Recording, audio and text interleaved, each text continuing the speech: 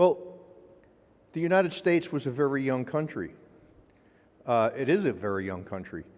So when the Europeans first settled in the United States, they came with their own art and architecture.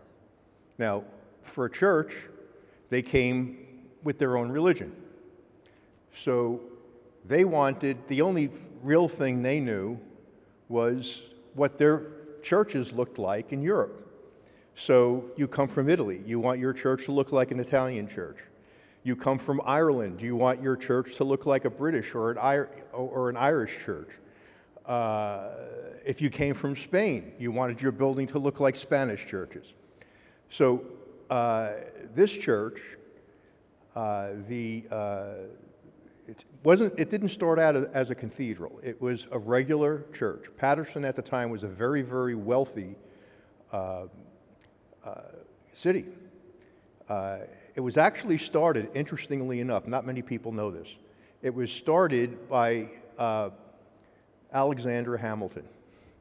Alexander Hamilton, of course, you know, started the Bank of New York. And he financed all of the factories in Paterson because of the waterfalls. There's the Great Falls in Paterson, and it was pneumatic water power, okay? And so he financed all of the industry in Paterson. And Paterson became a very wealthy city because of all the mills, okay? So what they did was that because they had a lot of money, they wanted to build a very grand church. They built the church, not the cathedral, but the church of St. John the Baptist. Okay. So the first immigrants in Paterson, Roman Catholic immigrants, after the American Civil War, the American Revolutionary War, of course, the American Revolutionary War was separation from England. There was no such thing as the Roman Catholic Church in the United States until after the American Revolution, because the Church of England didn't like the Roman Catholic Church.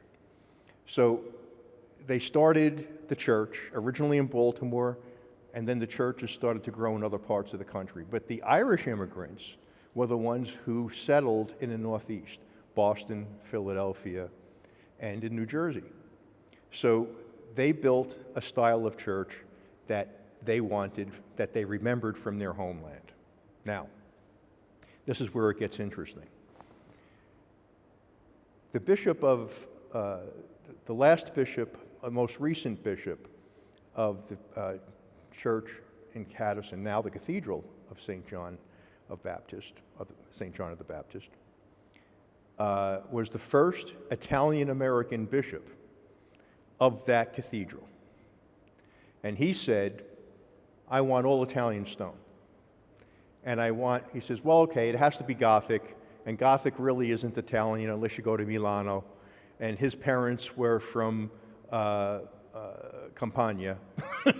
So he said, okay, as long as you get Italian stone, I'll get Italian stone that looks like Gothic architecture.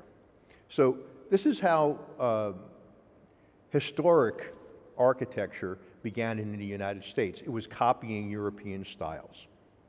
And the restoration of that architecture is more popular now because as a young country, everybody wants something new.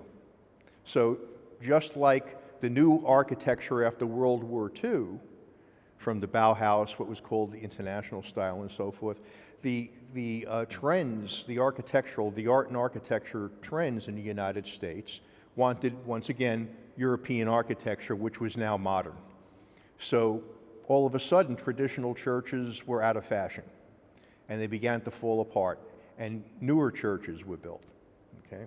And then they renovated this church in 1987, and they took out all the old architecture on the interior, and they modernized it.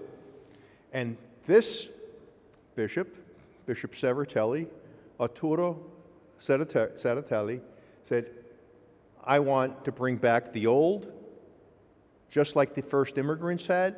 They might not have been Italian, but I'm Italian, and I want all Italian stone. And he says, find me Italian stone and a great Italian fabricator, and I came to Girardi.